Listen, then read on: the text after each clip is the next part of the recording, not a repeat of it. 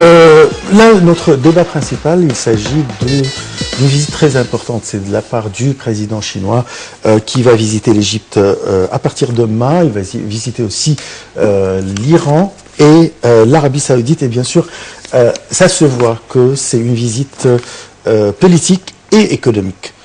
Surtout quand il s'agit de l'Égypte, alors c'est économique et politique. Et dans les deux autres pays, c'est vraiment...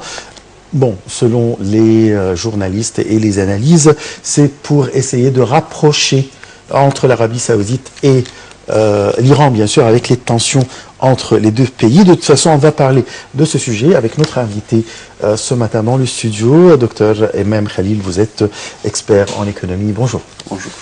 Bonjour à vous. Donc, c'est vrai, je vais parler d'économie et de politique. Et pour cette visite, il y a aussi l'aspect culturel, si je ne me trompe pas, puisque les deux parties célèbrent cette année-ci le 60e anniversaire des relations égypto-chinoises. Donc, on parle des relations plus ou moins modernes. Et certainement, il y a des relations historiques.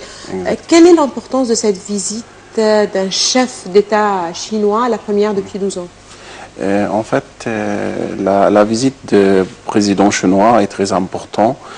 Surtout, elle vient après 2 ans, c'est la première visite après 2 ans de dernière visite d'un chef d'État chinois. Elle vient pour élargir la coopération économique entre les deux pays. Il faut savoir que les relations sont dépassées la période de coopération à la partenariat stratégique entre les deux pays depuis la dernière visite du président Sisi. Donc cette visite elle est pour beaucoup de raisons. Tout d'abord des raisons politiques parce que la Chine soutient toujours l'Égypte au sein de pays au sein international, et en plus elle vient pour fêter aussi la 60e année de relations entre égypto-chinoises, bien sûr. Si on commence par la politique. Oui. Voilà, c'est une visite très importante dans une période où la tension règne dans toute la région, et il va visiter en même temps 3 pays très importants dans la région. Parlons politiquement. Politiquement, en fait, elle vient tout d'abord pour la coordination entre les deux pays pour lutter contre le terroriste, car la Chine soutient l'Égypte pour toutes les démarches prises par l'autorité égyptienne contre ce phénomène qui frappe l'Égypte depuis... Quel terroriste? Quel terroriste? Parce que selon l'Arabie Saoudite, il y a des terroristes. Il y a plusieurs définitions, oui, exactement. C'est tout d'abord pour soutenir l'Égypte pour la guerre contre le terroriste intérieur en Égypte qui frappe l'Égypte, surtout en Sinaï. Et deuxièmement, pour visiter l'Arabie Saoudite et l'Iran, et c'est un côté pour peut-être calmer la tension entre les deux pays, surtout après l'exécution de chef chiite Nemr. Donc ça, c'est en termes politiques. Si on parle économiquement, il faut savoir que la Chine présente un des premiers pays exportateurs pour l'Égypte. On exporte beaucoup de matières, soit premières, soit partout, bien sûr. Voilà, on importe tout. Oui, exactement. Chine, oui.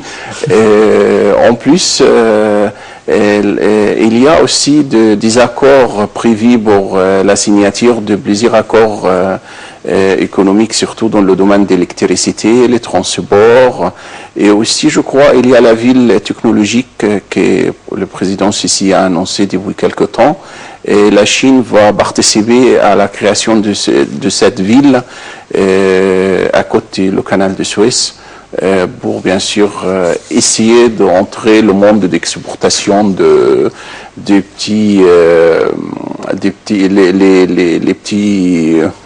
comment dire, excusez-moi, l'industrie, oui, semi-technologique, oui, exactement.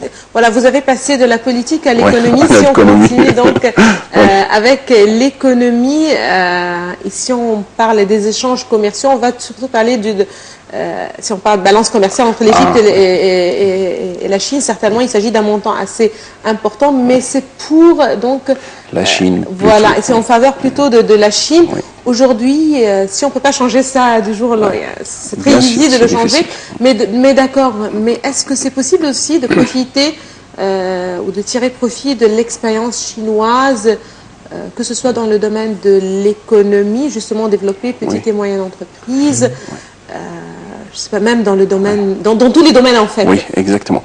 L'échange, tout d'abord, l'échange commercial entre les deux pays s'élève à 14 milliards d'euros en 2014. Donc, bien sûr, dont environ 9 milliards pour la Chine. Donc, on a un déficit pour l'Égypte, malheureusement. Mais ça va. J'ai cru que ça a été encore plus important. Comme ça, c'est quand même. Ça va. C'est 14 9 et. À 4, oui, exactement. Et en plus, pour moi, l'expérience économique de la Chine est exemplaire dans tout le monde, car la Chine a réussi de garder la croissance économique pendant longtemps. Et ça, même les pays européens et les États-Unis n'arrivent pas à avoir une croissance qui s'élève à 6 ou 7% par an.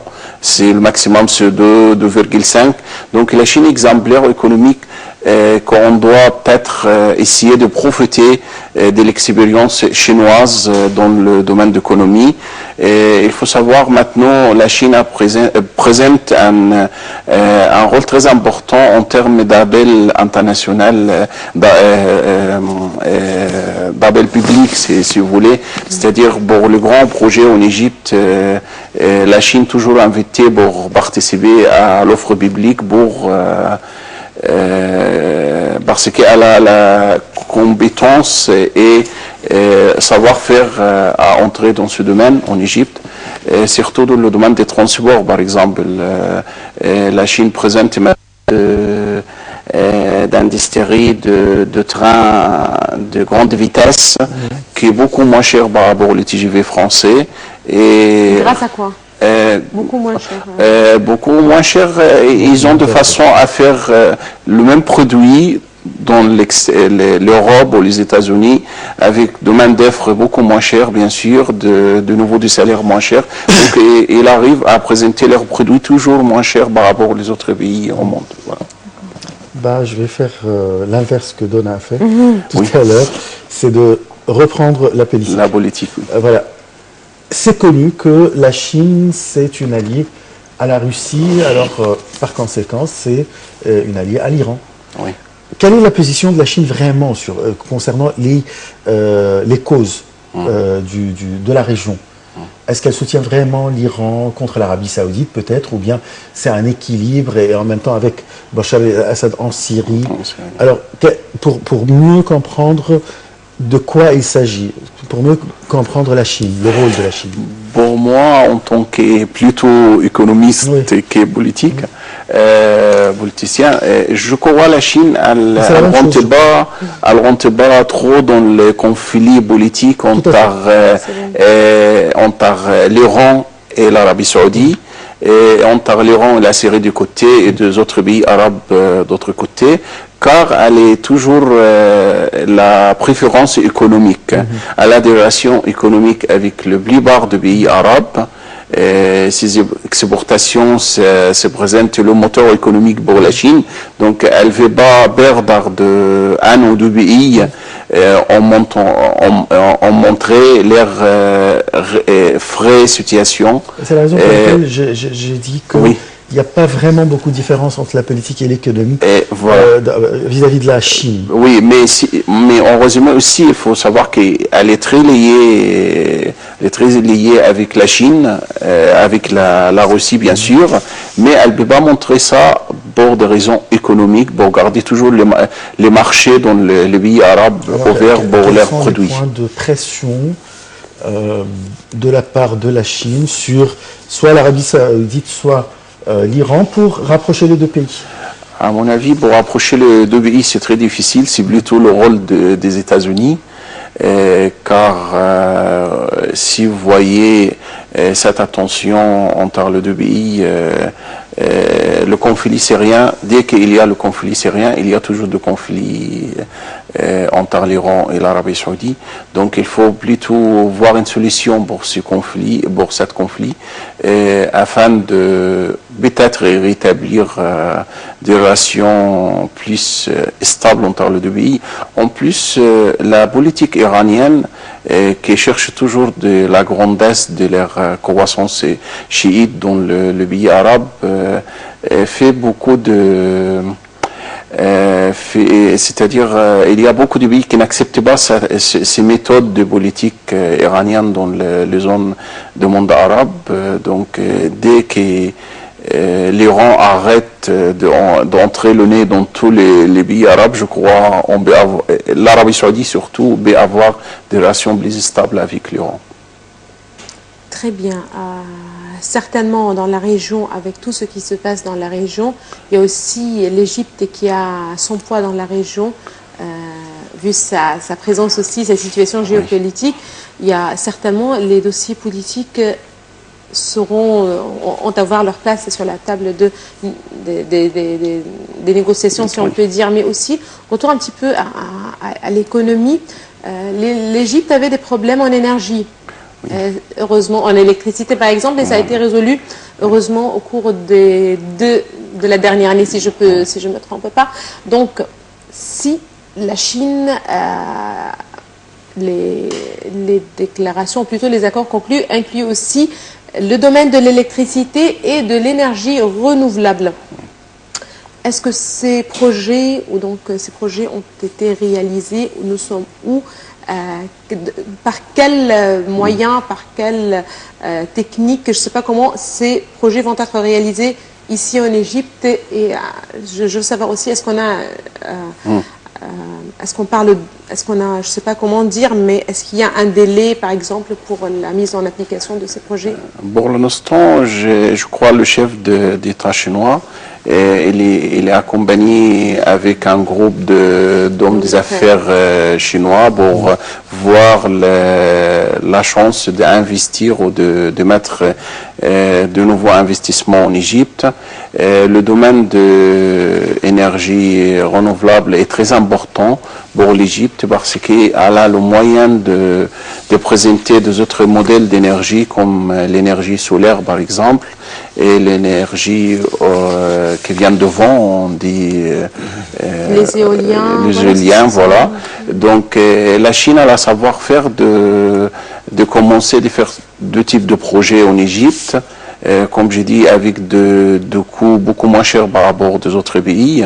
Donc on espère dans cette visite avoir de nouveaux projets qui sortent pour notre économie, bien sûr, au lieu de signature seulement. On espère de voir des choses réelles sur en Égypte. Donc voilà, on attend ça. Et il y a aussi le domaine comme j'ai dit, de transport et de la ville technologique qui est pour moi un sujet très important pour la négociation pour cette visite. Une information dans les magazines économiques il y a un an ou un an et demi qui a parlé d'un déficit de la part de l'économie chinoise, surtout vis-à-vis du pétrole. Et c'est la raison pour laquelle on a vu une baisse incroyable dans les prix du pétrole. C'était une réaction entre ces déclarations dans ces magazines précisant la Chine et la situation de la Chine économique a affecté ça. Là, où on est exactement, si on parle des prix du pétrole, où on va aller et est-ce que ça affecte toujours la situation de l'énergie comme Donna vient d'en parler? Oui, le prix du pétrole, je parle sur l'influence du prix du pétrole sur l'économie égyptienne. Et en fait, il a deux deux effets, un positif et l'autre négatif. C'est-à-dire, lorsqu'on a un pétrole moins cher, l'Égypte elle importe le pétrole des pays, bien sûr, du Golfe. Donc, on a moins de charges pour importer le pétrole, soit de l'Arabie Saoudite, des Émirats arabes et des autres. Mais en même temps, l'effet négatif de cette baisse de prix du pétrole, c'est le nombre de travailleurs égyptiens dans le pays du Golfe, car le pays du Golfe a commencé maintenant de faire des politiques très rigides en termes de dépenses bibliques. On a tellement peur qu'il commence d'envoyer beaucoup de main-d'œuvre étrangers chez eux. Donc, et l'Égypte, l'envoi de l'argent par les main-d'œuvre égyptiens, surtout en Arabie Saoudite, présente troisième source de monnaie étrangère en Égypte. Donc, il y a deux effets, mais en même temps, l'effet les plus importants, c'est les conséquences économiques sur le pays du Golfe, qui commencé maintenant, on voit bien que toutes les aides viennent de pays du Golfe. Voilà, exactement. Et va être diminué, malheureusement. Donc, pour moi, le résultat final de baisse du pétrole sur l'économie égyptienne est plutôt, pour moi, en tant qu'économiste, négatif, car on va avoir beaucoup d'aides proviennent de pays du Golfe. Deuxièmement, moins de main-d'œuvre égyptienne dans le pays du Golfe. Mais est-ce que les revenus ou ces sommes qu'obtenaient les Égyptiens qui travaillaient dans les pays de Golfe, est-ce que c'est assez lourd ou c'est assez important, si je peux dire, par rapport la dépense est totale. Non, en fait, dès qu'il y a des problèmes des ressources de monnaie étrangère, si vous voulez. Est-ce que le budget du pays est affecté par cela moins que ça ne devait pas? Par exemple, partout dans le monde, on était en train d'en parler, partout dans le monde, les prix ont baissé. Ce n'est pas le cas ici en Égypte et les prix se sont élevés un petit peu au cours de la dernière, c'est-à-dire que ça n'a pas changé. Si ça n'a pas augmenté, ça n'a pas changé. Partout dans le monde, ça a baissé. Oui, mais si vous voulez, en Égypte, on parle sur le résultat final de cet effet de baisse de prix du pétrole. C'est négatif pour moi. Voilà.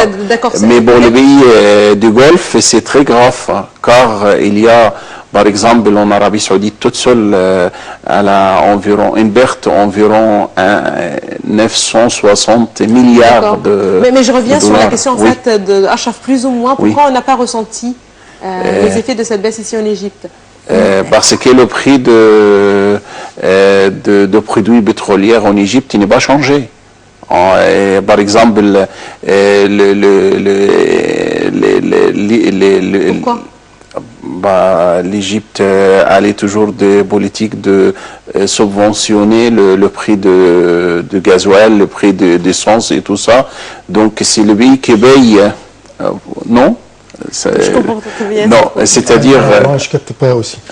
Parce que normalement, le prix du baril, l'Égypte l'achète beaucoup moins cher. Beaucoup moins cher. Même si on fait des... Voilà, même avec les subventions, ça n'a pas changé. Exactement. Alors, ça, c'est incompréhensible. Comment ça se fait que la plupart des pays du monde ont laissé les prix, surtout des matières premières, qui sont... De la nourriture même. Oui, voilà. Oui, ça c'est clair. La nourriture, c'est des matières premières. Oui, oui, exactement. Et l'Égypte n'a pas... Au contraire, les prix ont augmenté. Oui, voilà. Parce que le prix déjà, le prix de produits pétroliers, gasoil, essence et tout ça, est subventionné par l'État égyptien. Donc, il y a de baisse de prix du pétrole, d'accord, mais le prix avec lequel on achète notre produit pétrolier est beaucoup moins cher de la réalité. Donc, on ne peut pas baisser le prix encore. Hein. Non, c'est le contraire. Avec notre politique actuelle, on va augmenter le prix de produits pétroliers pour éviter toutes les subventions dans notre budget gouvernemental. Pour moi, je vois que ça devait équilibrer un petit peu. Non, du tout. Voilà. Nous ne sommes pas économistes, alors on voilà. Non, les prix réels en lettres d'essence en Égypte, il doit être beaucoup plus cher que maintenant, même avec la baisse du prix du pétrole. Donc on ne peut pas baisser le prix encore, voilà. C'est un peu compréhensible. Voilà. Ça, c'est clair. J'espère. Non, mais l'écran, c'est... L'Albena va quand même évoqué un sujet très important durant l'émission. C'est que en mars dernier, il y avait la conférence économique. Il y a eu la signature de beaucoup de projets, et même de méga projets, de grands projets, dont des projets que la Chine a promis d'exécuter ici en Égypte, mais pourtant, on n'a pas vu l'exécution de ces projets, à part les projets concernant l'électricité, comme elle vient de dire aussi. Mais pourquoi? Pourquoi la Chine n'a pas fait ces projets? C'est une question de loi qui n'ont pas été promulguées. C'est une question d'accord. Pour moi, c'est le média qui met beaucoup d'accent sur la conférence pas du tout. économique de Sharm el-Sheikh. Le responsable, le Premier ministre à l'époque, qui a les larmes aux yeux même, qui a dit voilà, on a beaucoup de désaccords économiques avec beaucoup de pays. Donc, on attendait, mais jusqu'à maintenant, malheureusement, non, j'attaque pas le média, mais c'est quand on va annoncer une chose, il faut être certain que ça va être réalisable. C'est-à-dire, il y a des accords signés, il y a des montants qui ont été annoncés. Les accords signés n'est pas une obligation de faire le projet. Donc, on attend dans le domaine des projets. Comment? Qu'est-ce qui a arrêté l'exécution des projets? Manque de loi, peut-être? Non. Il fallait changer des lois. Le ministère d'investissement, maintenant, il essaye de changer beaucoup de lois en termes d'investissement étranger en Égypte pour élargir les procédures et tout ça, et pour encourager, bien sûr, les capitaux qui viennent des pays étrangers. Ça, c'est une chose. Deuxièmement, je crois, et il ne faut pas annoncer le projet, que le projet n'est pas vraiment, qu'il n'y a pas obligation de réaliser ce projet. Donc, je crois que c'est à cause de ça, on attendait beaucoup de projets, mais en même temps, il n'y a pas assez. De toute façon, on a aujourd'hui un Parlement, peut-être ils vont, les membres, un Parlement qui va peut-être promulguer les lois nécessaires pour attirer les investissements. Il n'y a rien qui les empêche. Voilà. Je vous remercie. Mais en même temps, Emma Khalil, vous êtes expert en économie et aujourd'hui en politique aussi, parce qu'on a relié un peu. Et je te remercie, bien sûr. Merci Achraf. Il fallait aussi aborder en fait le côté culture aussi, parce que cette visite doit aussi, il y a l'année culturelle, c'est l'année culturelle égypto-chinoise. Donc, mais de toute façon, le président chinois doit arriver en Égypte le mercredi. Le mercredi, ça va être le 20, donc le 20 janvier, dans 2 jours. Merci de nous avoir suivis. On va parler beaucoup plus en détail de cette visite au cours des prochains jours. Bonne journée à toutes et à tous.